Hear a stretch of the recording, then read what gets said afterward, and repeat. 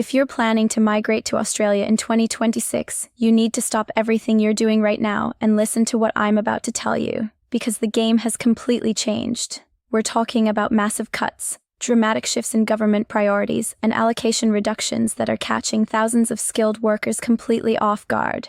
And here's what should really concern you. If you're still operating under the old assumptions, if you think the pathway that worked last year is going to work this year, you're setting yourself up for disappointment, frustration, and potentially years of wasted time and money. The December 2025 immigration announcements have fundamentally reshaped Australia's skilled migration landscape, and what I'm seeing right now is a situation where applicants who don't adapt their strategies immediately are going to find themselves left behind in a system that's becoming more competitive, more selective, and more challenging than ever before. Let me be absolutely clear about what's happening here, because this isn't just another minor policy adjustment that you can ignore. Australia has just implemented some of the most significant cuts to state nomination programs that we've seen in recent years, and the impact is going to be felt across the entire migration system throughout 2026 and beyond.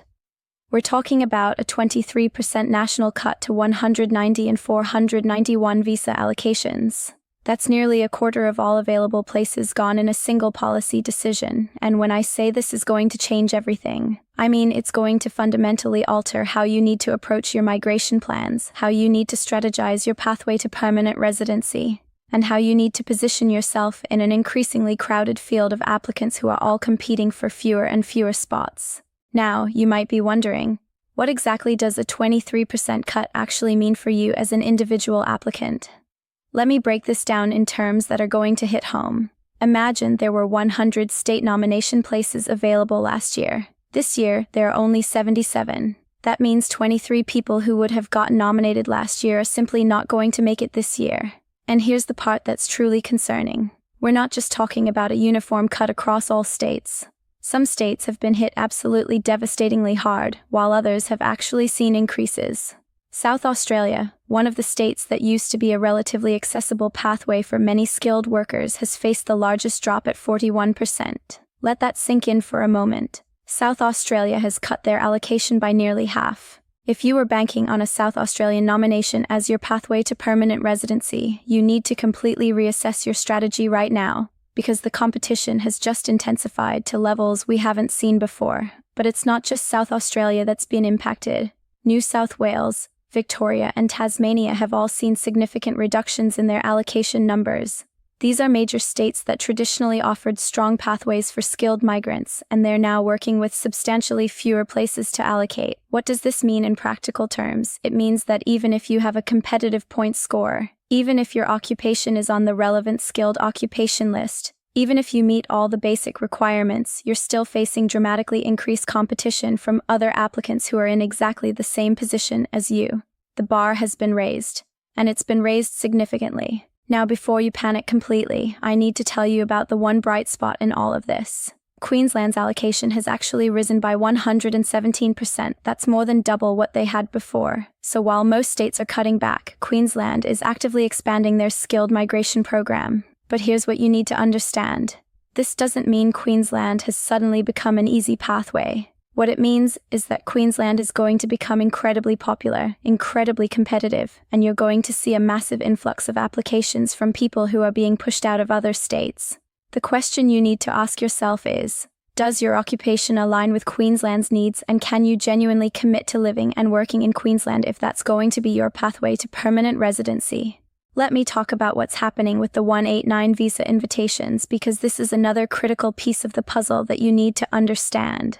The November 2025 invitation round continued to heavily favor specific occupation groups, and if you're not in one of these priority areas, you need to hear this clearly. Your chances of receiving a 189 invitation are significantly lower than someone who works in construction, health, teaching, or certain specialized roles like economists and multimedia specialists. The government is being extremely strategic about who they're inviting, and they're focusing on occupations where Australia has the most critical skill shortages. Now here's something that's going to impact your timeline. These are quarterly rounds now, which means the next set of invitations might not arrive until February or March 2026. If you're waiting for a 189 invitation, you need to be prepared for potentially long waiting periods between rounds, and you need to have backup strategies in place while you wait. But let me get to what I think is the most important part of this entire discussion: what you can actually do about all of this. Because I don't want to just tell you about problems without giving you real, actionable solutions that you can implement starting today.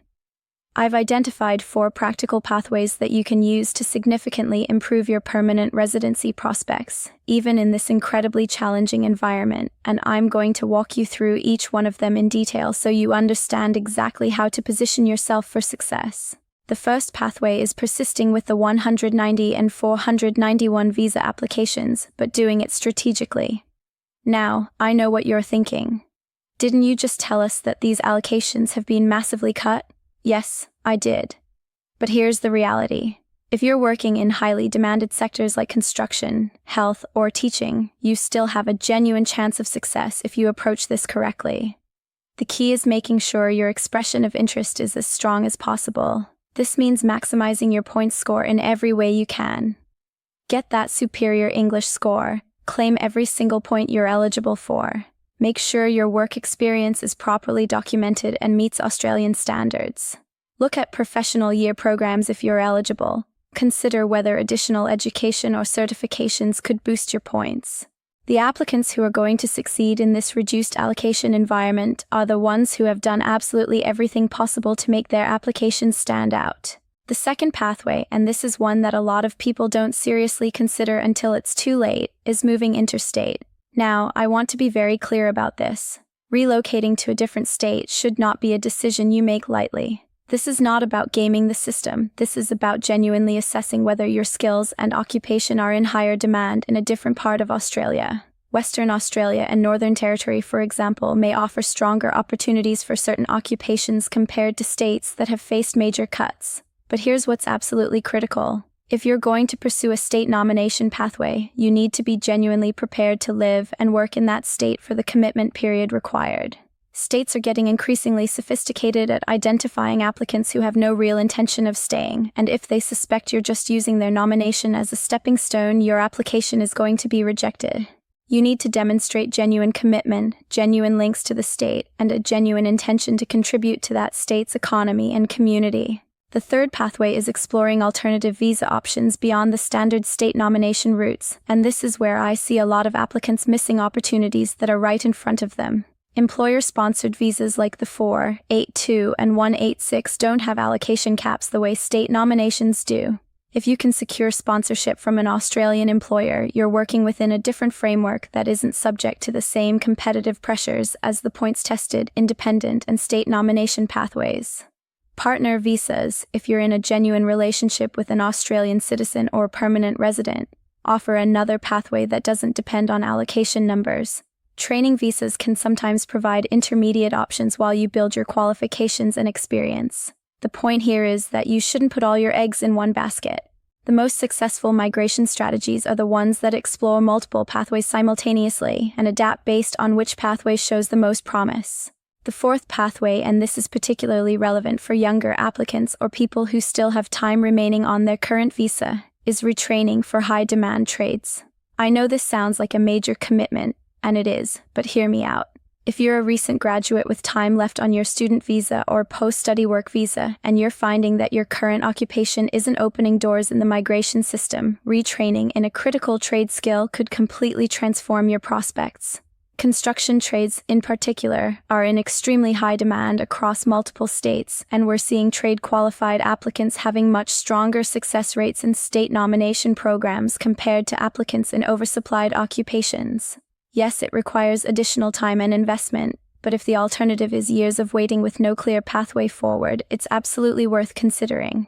Now let me talk specifically about South Australia, because the changes there are particularly significant and they're going to affect a lot of people who were counting on SA as their pathway. With just 2,250 total places now available, South Australia has had to become extremely selective about who they nominate. They're now prioritizing construction, engineering, education, and health occupations. If you're not in one of these priority sectors, your chances of South Australian nomination have dropped dramatically. Even more significantly, Many occupations have been shifted to 491 only, which means they're no longer offering 190 nominations for those roles. The graduate pathway, which was previously a relatively accessible route for international students who had studied in South Australia, has been completely removed for several occupations. What this tells us is that South Australia is responding to federal pressure to be more selective and more strategic about their nominations, and they're focusing on occupations where they have the most critical and immediate skill needs. Let me also address something that's generating a lot of discussion in the migration community: the National Innovation Visa. This is being positioned as a fast-growing pathway for global talent, and in theory, it sounds incredibly promising.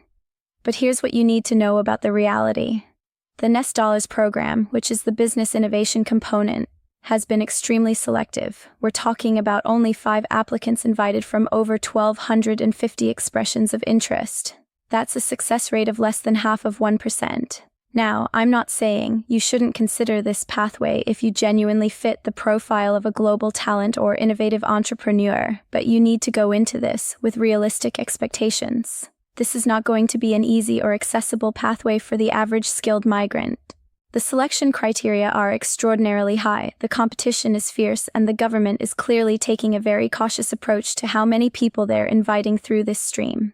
Looking ahead to 2026, and this is where you really need to be thinking strategically, we're expecting to see several major trends that are going to shape the migration landscape. First, state selection is going to become even stricter. States have learned from the past few years, and they're becoming much more sophisticated about identifying applicants who have genuine commitment and genuine links to their state versus applicants who are simply looking for any available pathway to permanent residency. Second, we're going to see rising demand for employer-sponsored visas as more applicants realize that state nomination pathways are becoming increasingly competitive.